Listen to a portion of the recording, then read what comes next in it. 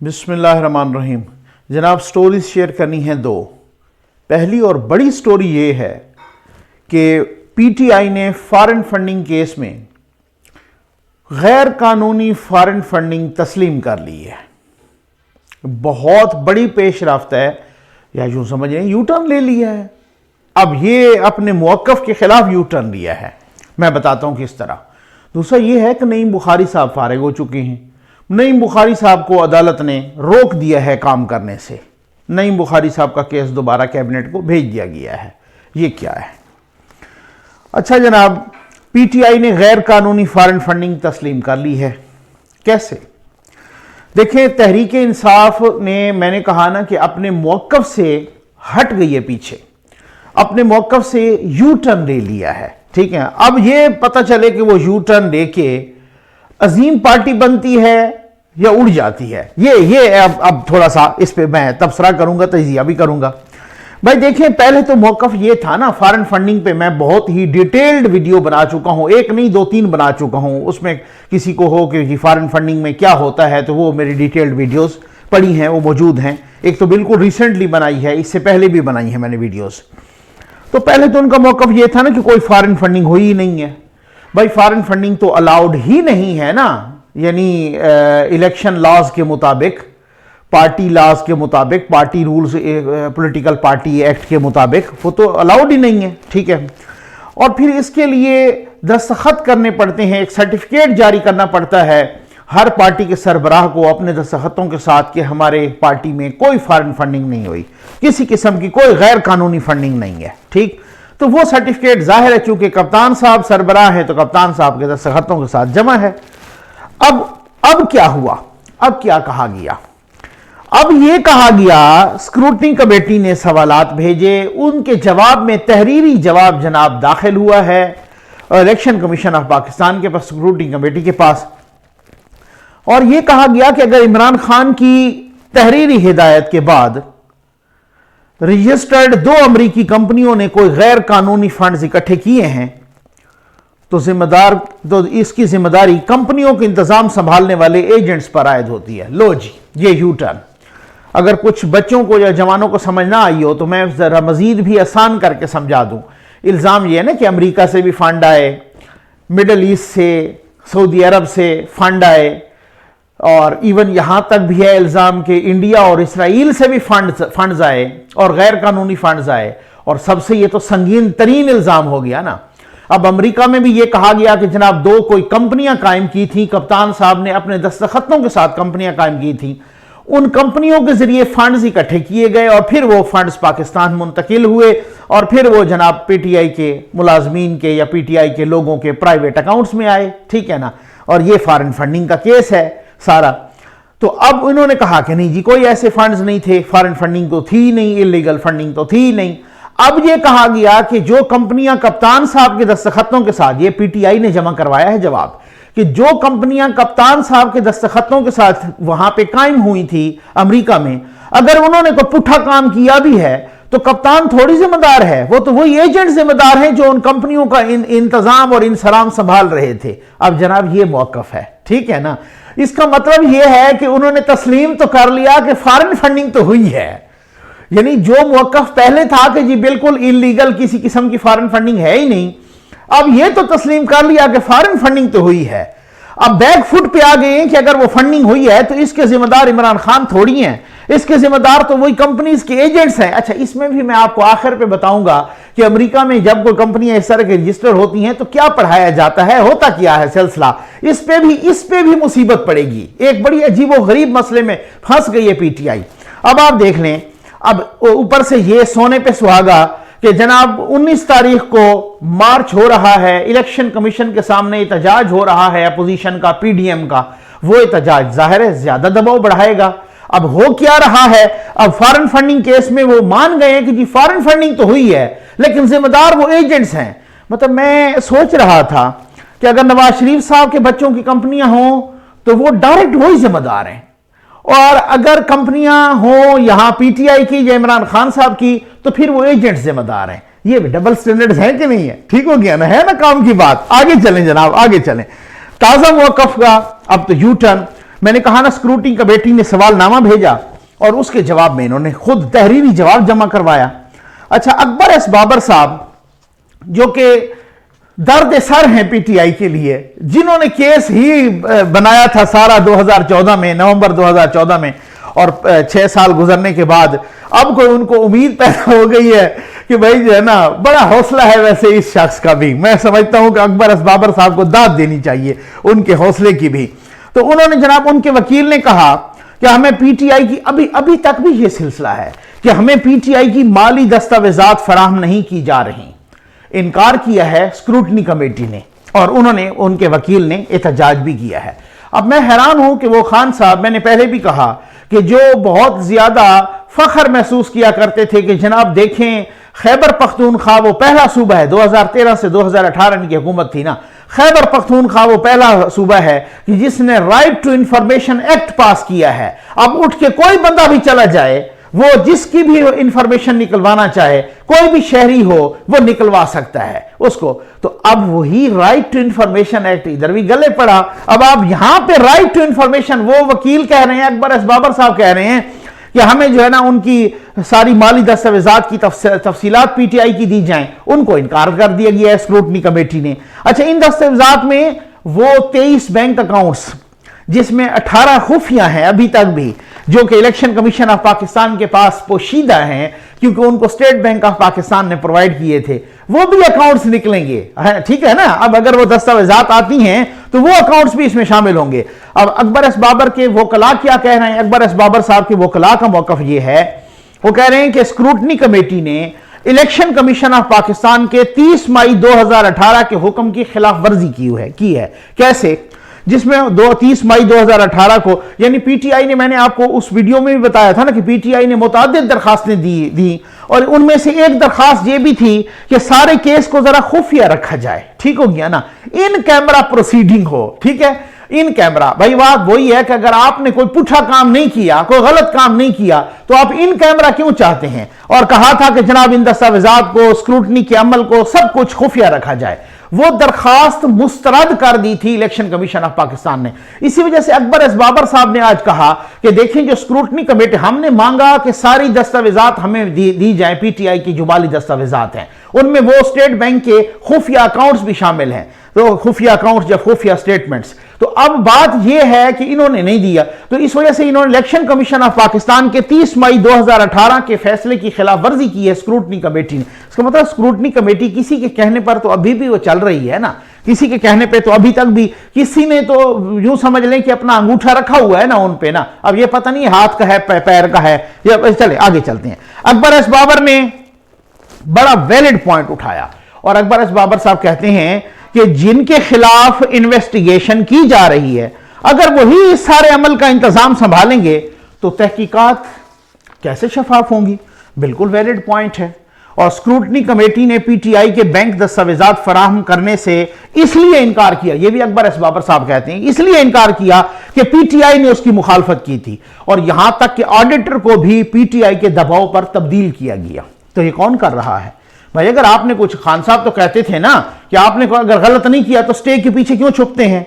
अब यहां तो कभी इस्लामाबाद हाई कोर्ट में, तो कभी सुप्रीम कोर्ट में, तो कभी कहां पर, तो कभी खुफिया रखने की दस्तावेजात, तो कभी वकील पेश नहीं हुआ, तो कभी कोई पेशी, तो कभी किसी तरीके से डिलेइंग टैक्टिक्स ये इस्तेमाल करके, ठीक है ना, ताखीरी हरबे।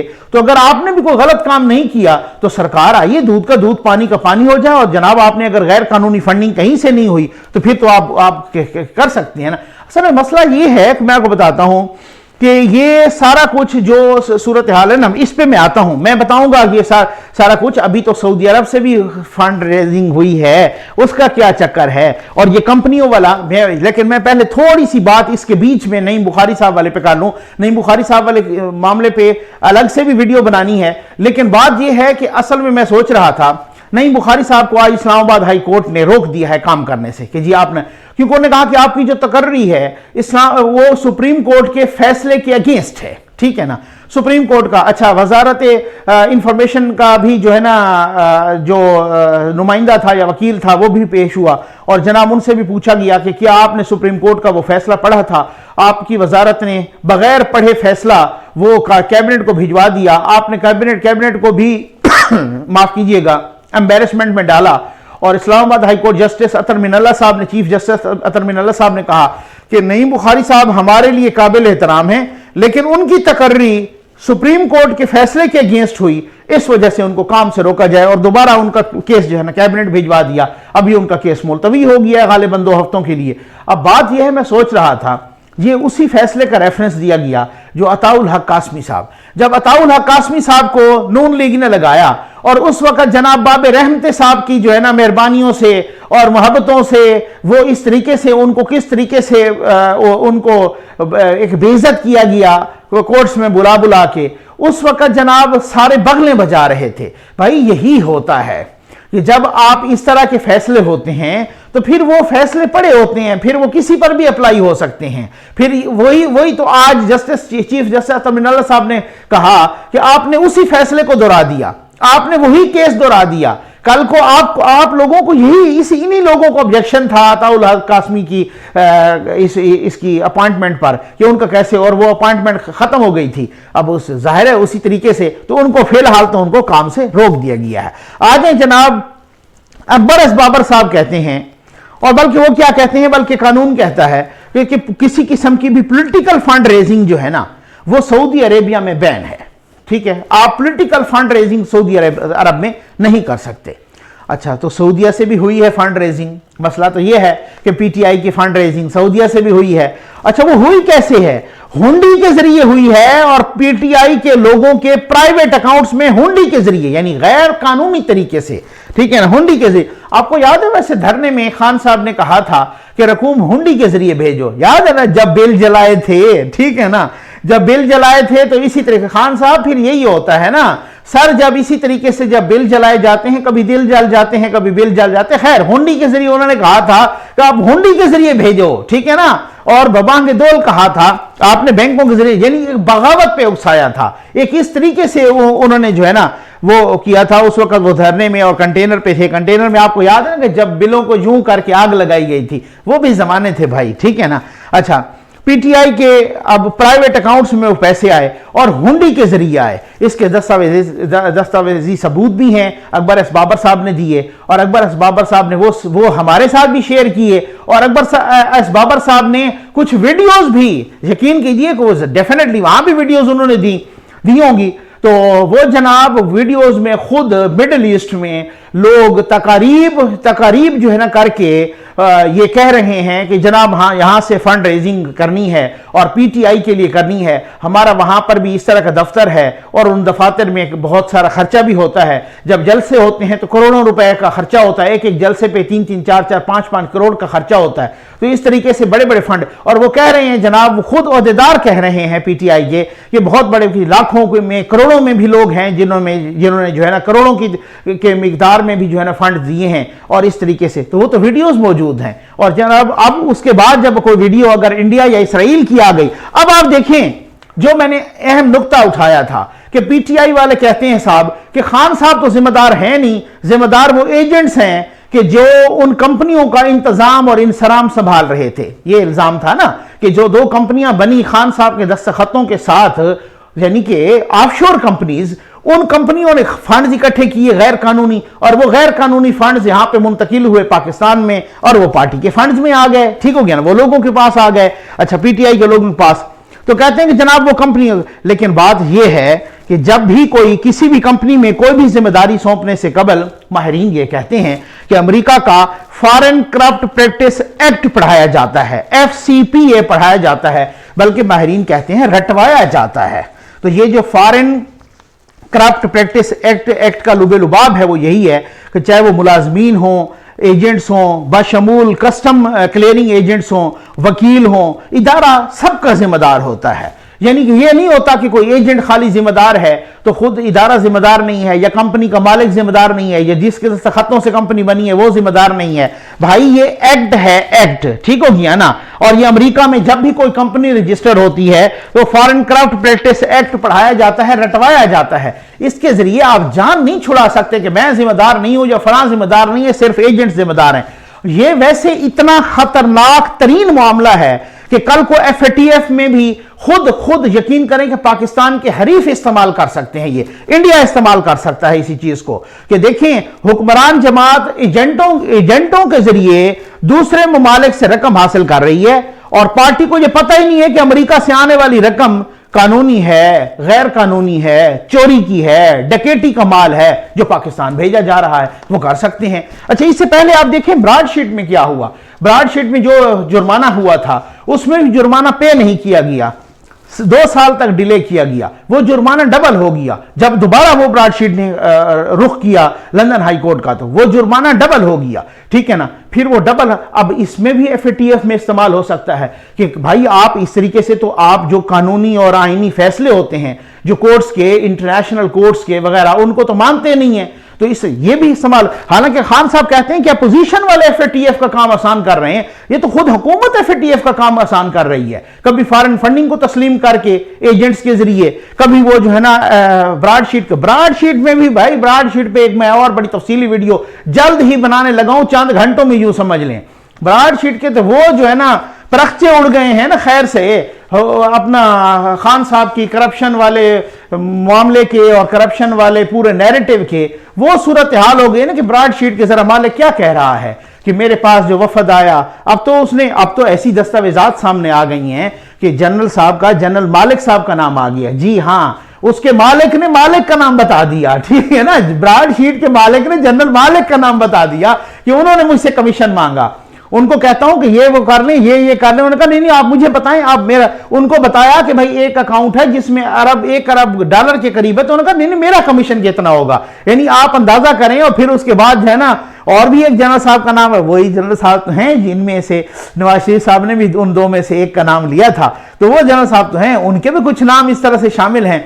और वो कह रहे हैं जनाब कि भाई इस तरीके से, और बड़ी अजीब व गरीब सी सूरत हाल, एक उन्होंने टैक्स भी उन दस्तावेजात, खैर ये सोशल मीडिया पे आम है, आप देख सकते हैं कि मैंने ये बात नहीं कर रहा, तो बड़ी एक दिलचस्प बात, दिलचस्प तो पता नहीं आप इसको दिलचस्प कहें या सितम ज़रीफ़ी कहें, पता नहीं क्या उसको कहें। तो वो कहते हैं कि जनाब के एक टैक्स मुझे एक बंदे ने भेजा, तो वो कह रहे हैं कि भाई मुझे हैरानी हुई कि मैं जब मिला तो वो जनाब वो जनरल साहब, यानी कि उस वक्त वो 1 स्टार जनरल थे, ठीक हो गया ना, यानी कि मेजर जनरल थे तो उस वक्त। तो वो कहते हैं कि भाई वो मैंने देखा कि वो मुझे सर कह रहे हैं, ठीक है ना, जरा पॉइंट टू बी नोटेड।